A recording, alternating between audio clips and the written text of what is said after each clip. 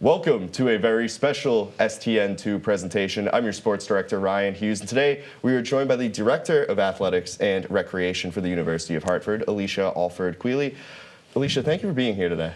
Absolutely. Thank you for having me. You are here now. You've been here about a year. I believe it was a year ago, November 23rd, it was announced you'd be taking over the position. How's your time in Hartford so far? It's been amazing. I've enjoyed being on campus, enjoyed getting to see the life on campus and interacting with the coaches and the staff from an internal standpoint, but then really having a lot of really quality meetings with our student athletes and the students on campus. It's been a year for you. Almost a year. Yeah. When will a year be? January 2nd. January 2nd. Coming up. Congratulations. Thank you. On 1 year. You came in at a very interesting time in the school history. But before we get to that, tell us a little bit about you. Well, I've been in athletic administration for over 20 years, most of my time being in Division I. I was a Division I student athlete where I played volleyball and basketball at the University of North Carolina, Chapel Hill. And I've always, my heart and soul is the student athlete experience. So for me, coming through the ranks, starting out in compliance and NCAA compliance and knowing from an administration standpoint, I wanted to broaden that reach with regards to how it impacts the student athlete experience. So I had my hand when I was getting my MBA in the business office from how that functions behind the scenes with regard to budgeting and then sport administration. And I knew after about probably 8 to 10 years in administration, I knew I'd eventually hope to be an athletic director at some point. And here you are. And here I am. You mentioned there that sort of this heart and soul, athletics are the heart and soul of that. Is that kind of your vision of what life will be like for an athlete or just the community at the University of Hartford? I'm hopeful that that's what it's like. I know every student athlete comes into their experience for different reasons, but for me, it's important that when they walk through the facility, they're excited to be there. They're excited to be a part of their sport, knowing that it's developing them in a different way than just their education would be during class and their academic side of the house. So I'm hopeful that they take away a lot of opportunities that are growth opportunities, not just sport related, but team related, so they become really great leaders in whatever industry they choose. It's a fantastic goal. Love to hear it.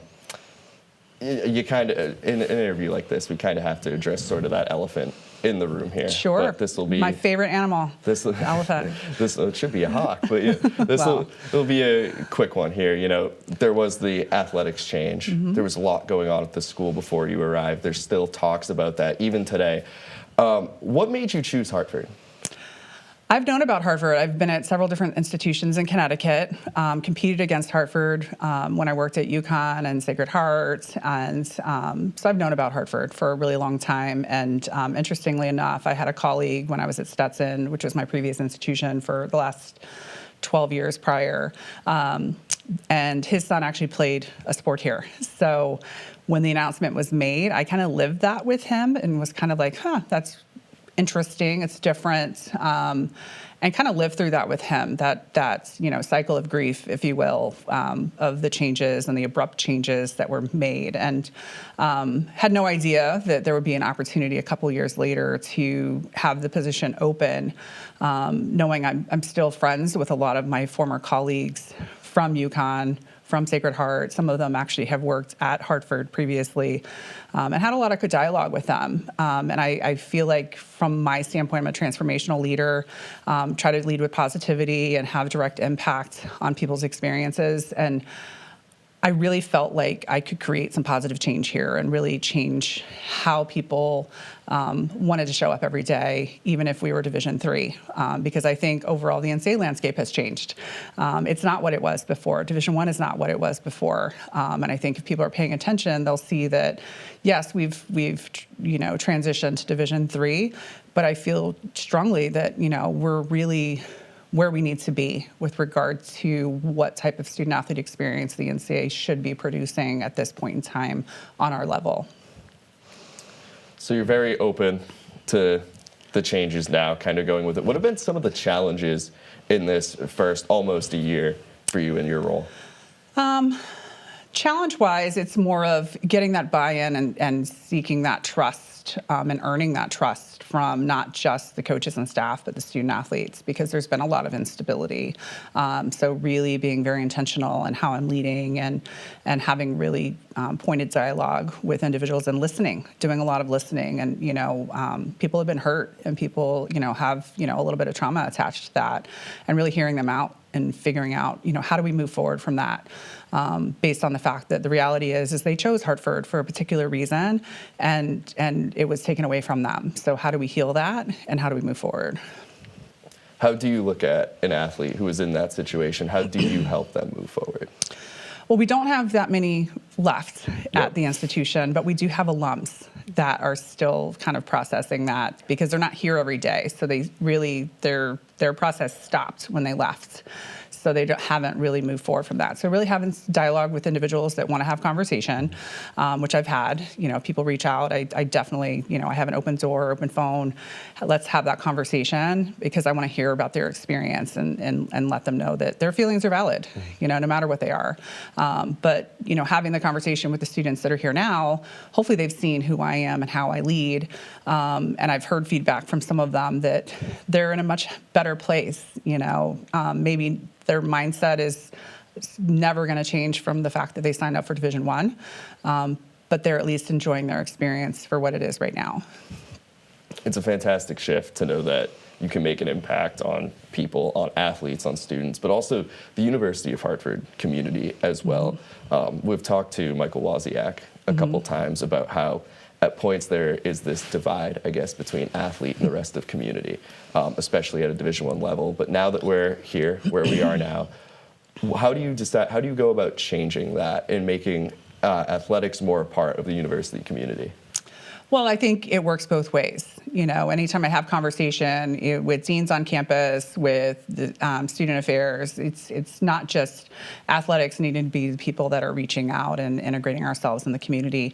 I've been very specific with our coaches and staff of don't just expect people to show up to our games and our events. We need to really get outside of the sports center and go to different events. So I've attended lectures, and some of our staff have gone to different things where people will see us there and see us, with our Hawks gear on, and oh, that's really nice, people came. And I really want individuals on campus to know that we're here to support them. We are one UHart, and not just, athletics is, on the backside of campus and this, ivory tower, and it's untouchable. But I do really want to be very intentional with the students on campus, what will bring them to the events, what makes it fun for them, how do they engage. So really getting feedback from them. But I think, our numbers show that they are coming to some of our events, and which is encouraging.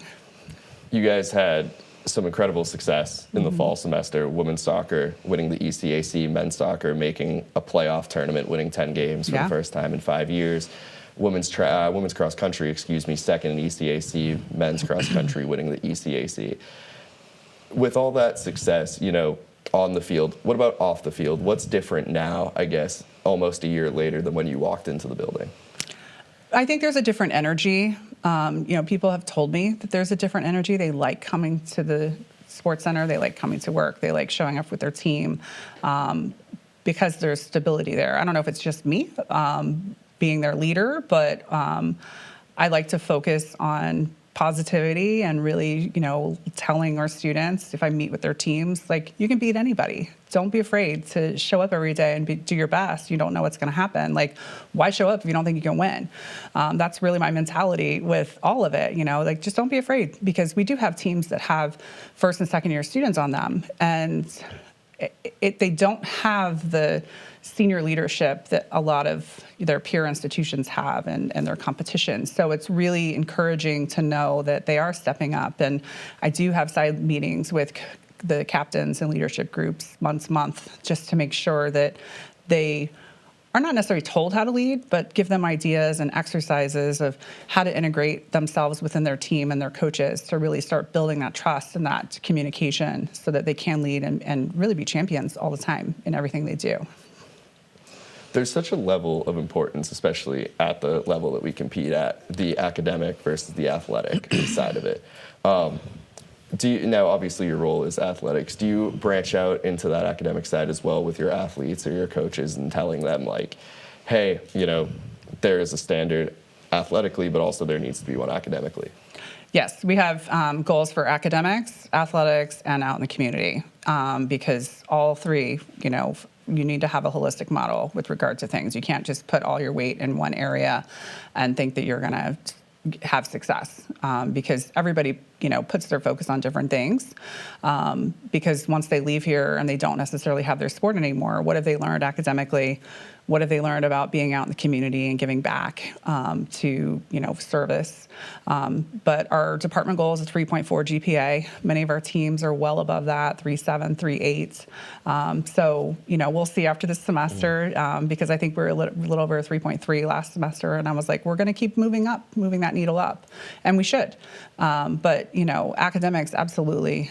Don't miss class, go to class, do all the things you need to do, show your face, integrate yourself with your faculty members, because that's really important. That's a part of who they are, and they're really smart. All of our student athletes are very, very intelligent, and that makes them smart within their program as well, their sport program.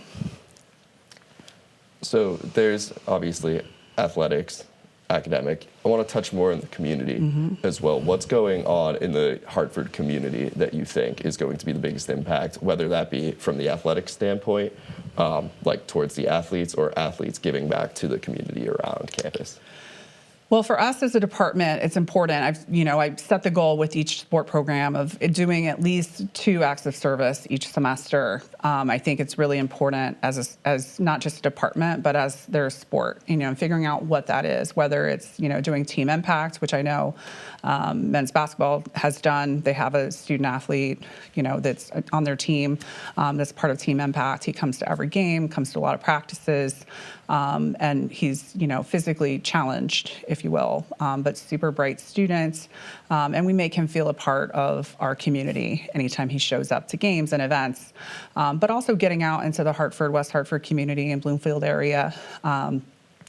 Before Thanksgiving, we gave back to the university with regard to the NOSH, where, everything's a competition for us. So, we had our SAC, our Student Athlete Advisory Committee.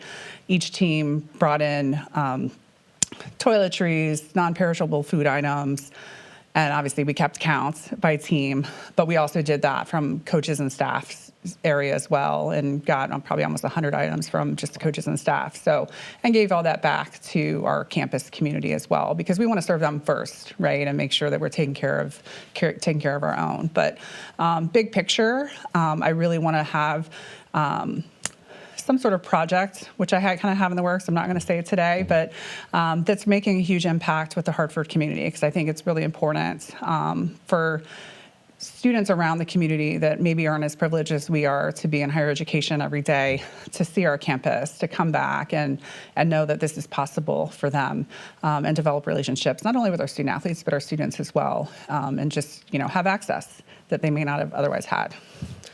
Let us know when you're going to announce that. I will. It's in the works. So, it should be good. I think that'll be very important to see in the community. So, like I said, there's been that separation. It's going away now. You mentioned the big picture. What really do you think the big picture is? If you're looking another year down the line, if we sat back down here in a year, what would you hope to have accomplished?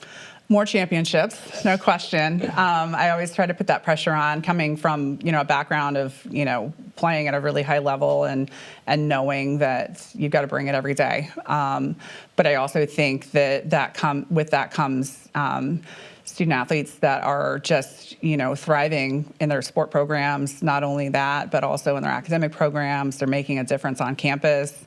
And people see that, Hartford athletics, wow, they're doing a lot, and we're getting our name out there, and we're really showing who we are as people, and not just as that school that transitioned, and everybody seems to, that's what their focus is, and that's what they know about us right now, because that's not who we are.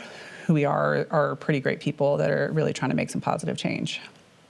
Answer my next question. I was going to say, if you wanted to change that image of what Hartford is, what would it be? And I think that's a great idea, looking at, how can we kind of shift away from that identity of what we were into what we are? Any longer term, I know you said in the year, but if you have one goal that you want to just set in place for your time at University of Hartford, however long that will be, You said championships. Off the field, what is that goal?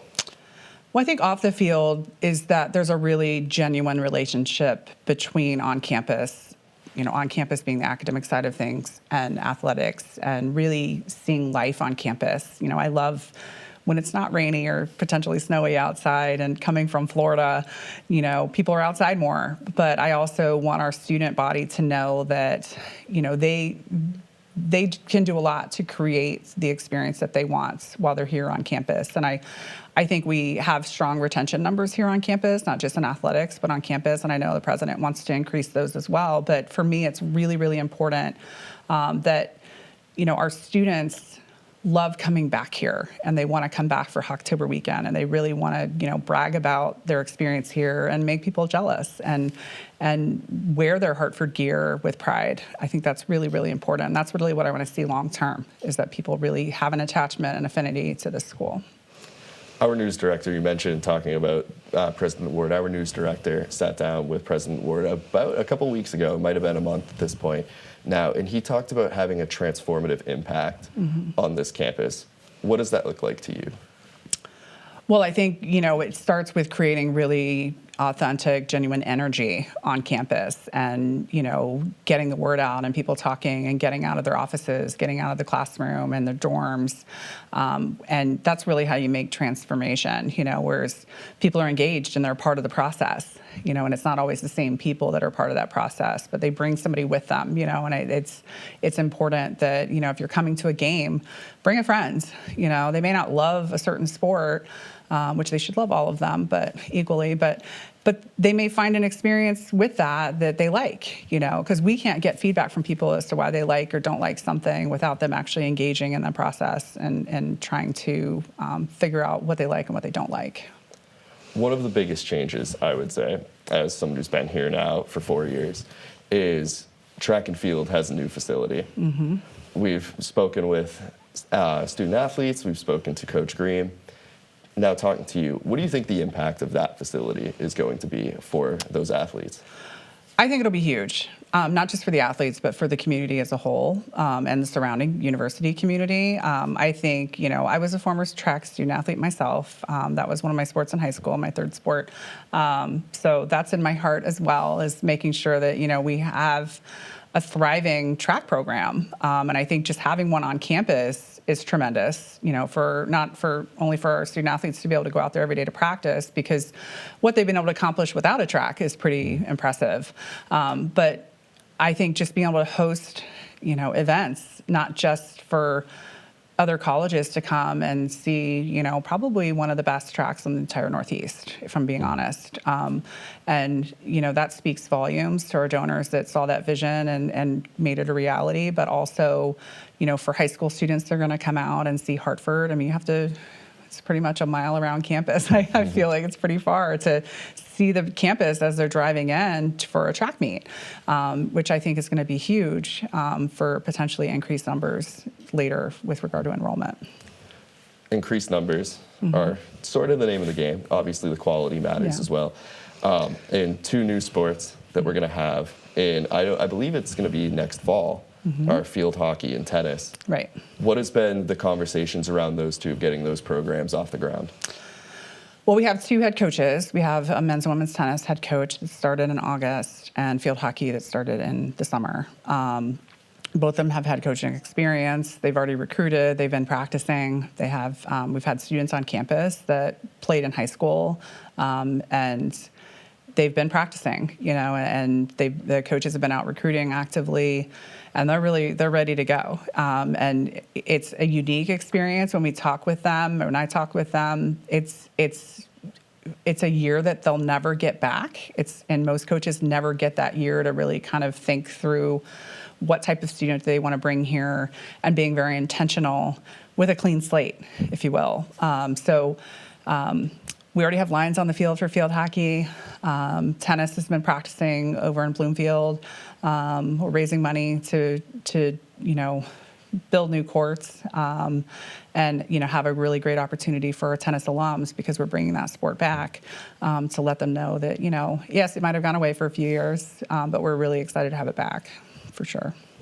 Now, I want to make sure that I'm clear on it. Tennis will be in fall or spring, field hockey fall or spring?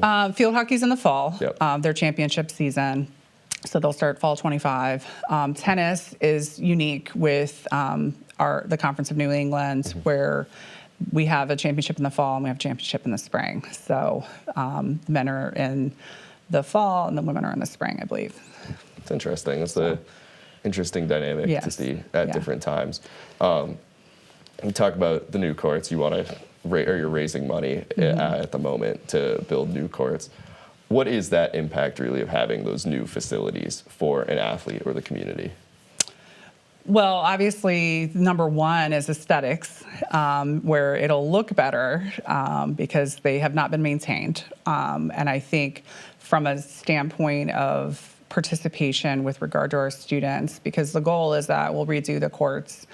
There's a couple of basketball courts on the courts currently. We want to pull those out and have our own blacktop area on the back of the sports center. So that'll be available to, I think it's 3 courts that'll kind of make up the space, and then 6 tennis courts. So it'll be great. And, and I think, pickleball is the up and coming sport that's out there that everybody seems to be playing, including the president, which is nice. I'm not playing it, so only to keep from having more injuries. But within those tennis courts, I mentioned that because there will be 2 pickleball courts that overlay on the tennis courts as well. So student engagement can be up. There's a place, outside of our, varsity practice times where students can come out and play and, have some enjoyment on campus.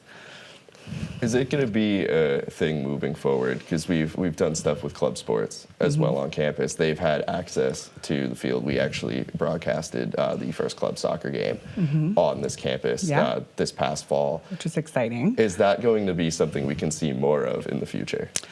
I think it's all about access, right? And what is available for the access. I think we're maximizing the time and the usage. We're trying to have conversations about how we can create greater access. Obviously, once the inner field and inside the track, the grass, is set and takes.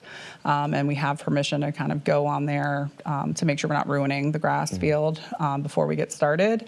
That'll allow for a lot more activities as well, because that's a whole nother field to have access to.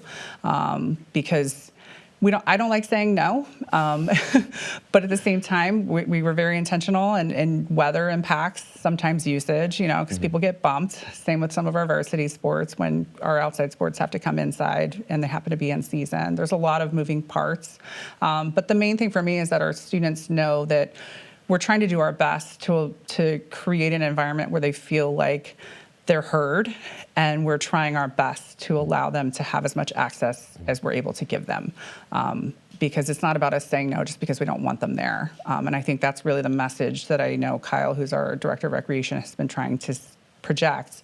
But again, history has stated otherwise, so there's a little bit of, people are a little guarded, which is okay. But for me, if we can create greater access, then that's awesome. But there's only so much time in the day, too. So, and with that, I can put the plug. We're raising money for lights out on the track. We have lights. You have more hours in the day to use the field. So, so we're working on that. We're trying to create more access for sure. Do you feel a level of buy-in or an increased buy-in from those club athletes or even student athletes for your varsity sports as well? I definitely think from the varsity athletes, we have a lot more buy-in. Club, yes, we're getting there. I think they're seeing that, yes, we're trying to help them. We're trying to create an environment where they feel supported. I think Kyle and Tyler have both done a really great job with being intentional, with setting meetings with them and spending time with them and listening to what their needs are. Because I think just not only with the transition, but also with COVID and a lot of other layers, it just kind of got a little disjointed. So we're trying to be very specific. And that was actually our request, is to take over club. Because we do have access to the hours for our athletics facilities, where it's just like, it's hard when they're not reporting through us to just say, okay, it just adds another layer. So I think just between varsity, intramural, and club, we're able to kind of, streamline things a little bit and make sure that they're feeling a part of what we're trying to do over in the sports center. What was the initial pitch? I'm assuming, like you said, it was having access to the field, but what was kind of the process of getting club sports over to your side of campus in the athletics department? Well, I report through Aaron Isaacs on campus with student affairs, and really just having the conversation saying, hey, look, like we've, heard about the frustrations. I am try to be overly communicative and just say, hey, look, like, is this something that is possible to where, Kyle had done a really great job of growing our intramural programming and communicating out and being very specific in how he's forming teams and putting things online and making it user-friendly for our students. And I was like, why not be able to do that for club sports as well, so that they have that sense of transparency for what we're trying to do over in athletics and intramurals, because there was a lot of frustration from the club sports side of things, and rightfully so, because we didn't have a lot of information. They weren't giving us a lot of information. So we just kind of want to open the door up a little bit, which we did early on. And then, I don't think there was anyone who said, no, you can't oversee club sports. I think there was, a willingness there, because, we've shown that we're trying really hard to be as transparent as possible and as open as possible, because I want more students over in the rec center, no question, which I ask them all the time, have you been to the rec center? Have you signed up for a club? Have you done this? Because it's important. It's an important part of their experience, and I do want more engagement with that, and I don't want them to be frustrated. I want them to be a part of something great. What's the integration process been like for you? Obviously, you're talking about trying to gain the trust of these club athletes, these club sports. How do you continue to build that over time? I think it's just continuing the reach outs and having the very intentional engagement with them, not just, planning what's on the calendar, but being involved in the process and listening to them. Where's the frustration point? Where are your practices working based on schedules? Trying to be consistent with the schedules so that people can plan their class schedules around when they potentially would have practice, and trying to make it fun, and seeing that, I'm here for them. We're, as administrators, I remind our coaches and staff, like, we're here for them. Yes, this is our job, but it doesn't work if our students aren't happy and they're not feeling like we're, being very intentional and we're transforming their experience into a positive. One of, I think, the bigger aspects that we've seen improve over the year has been your social media presence. How important has that been to driving more of this community aspect on campus? It was actually before I got here. I made the comment after I was hired, technically, of, we really need to be broadcasting ourselves more. And I wasn't sure if it was intentional that we weren't, because, the more you draw attention to yourself, the more comments and opinions you get back sometimes, which is okay. But for me, for us to brand ourselves is really, really important, because especially when, I've worked for a lot of mid-major Division I institutions, and the budgets are not always there, right? So the more you can utilize the online market, the better off you are, and you need to create a good brand and something that people want to see. So I think, in hiring our new sports communications person, that was part of the hiring process. What do they bring to the table with regard to mentoring students and student staff and GAs? Because that's kind of our worker bees, if you will. But for me, I utilize it because you all know more than anybody, because you're online more than anybody with regard to social media, what people like, what people engage with, and being able to have that experience as a student and have a portfolio that you can walk away with and hopefully get a job sometime, or have that incorporated into your, future employment.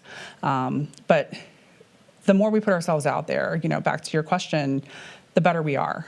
We've been very intentional with the branding. I knew what I wanted in my head and wasn't really overly sure of who could bring that to the table, but I knew when we hired Mike, that was one of his things. And unfortunately, I took him from another institution where I'm friends with the athletic director there, and she's like, don't take him. But circumstantially, he needed to move here. So, but he's been phenomenal, and his GAs have been phenomenal, and just increasing our numbers. We're monitoring our numbers, and having over 400,000, 500,000 views a month is tremendous.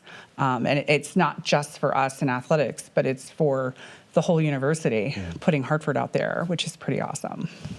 We talk a little bit about like that idea. What was the initial idea for creating the social media presence? It was pretty dormant. I'm not huge into social media, but I know about social media, and I know how important it can be from, growing something at the grassroots level, and how quickly something can take off, and keeping engagement up is really important, but being intentional about it, not just, one-offing something, but having, whether it be a calendar, and being very intentional with when are we putting out, different interviews, or what are we doing question of the day, or because you have your typical, pre-game write-up, story from the event, post-game or post-event.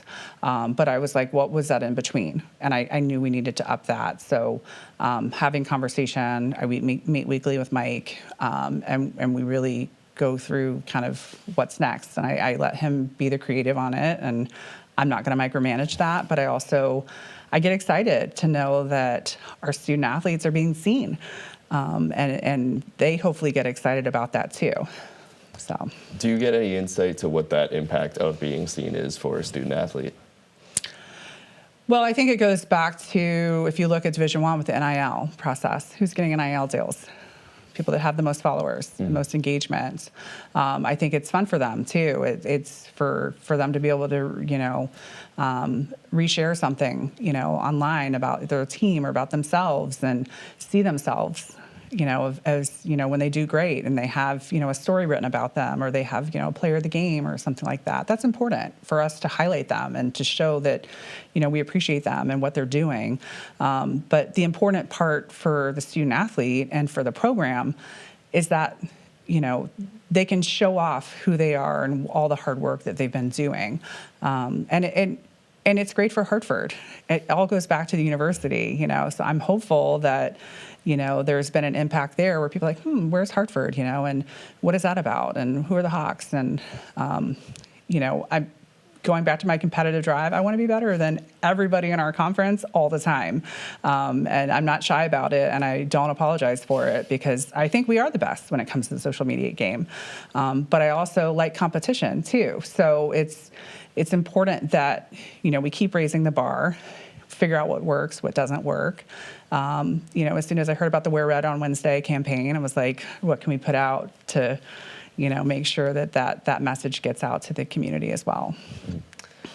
I must have missed the memo. Didn't wear it today, but it's okay. It's all right. Next time. That's all right. I wore blue on Wednesday, and I got called out by President Ward. It's fine. There we go. I'll have to keep it in mind next time. Fine. Wednesdays we wear red. Yeah.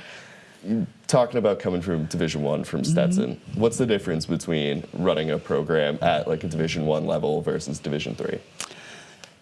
For me, there's no difference, honestly. I think you have to run it at a level that's highly functioning. You're getting the best student athletes you can. You're winning every day, whether it be, on the practice field or on the game field.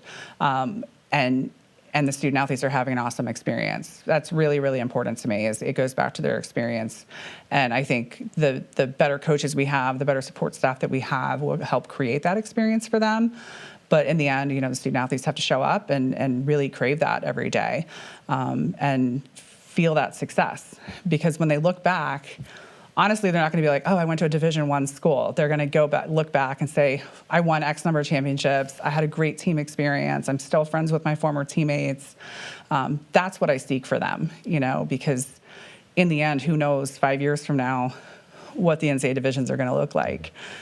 So it's important that that's not the whole focus. The focus is what type of experience are we creating for them while they're here on campus. Talk about that experience a little bit more. Like, what is the ideal experience, you would say, for a student athlete? The ideal experience, it starts before they get here. They're excited during the recruiting process. They get to know who their student athletes are on their team. There's an intentional fostering of what it looks like for them to be a part of that particular team culture. And they show up ready to go. They're excited to be here. They know what the goals are. They know what the expectations are of the program, and they're able to meet them, and then they soon find out that we're going to keep raising the bar and the expectations on them to keep getting better. Because I think it's really important that it's not all about athletics. For me, it's not. It's about they're working really, really hard. They're really achieving all that you can achieve. It looks really great on a resume. But the important piece is that they get to their job or whatever they are seeking to do with their life, and they're the best at it, and they're most caring at it, and they are able to really take the time and be authentic about it because they naturally want to be the best at what they do. And the people around them see that, and they see that greatness, and they look at that in admiration and want to do that too. Kind of creating this level, maybe UHart becomes the Division III powerhouse. Sure. That they've expected over time.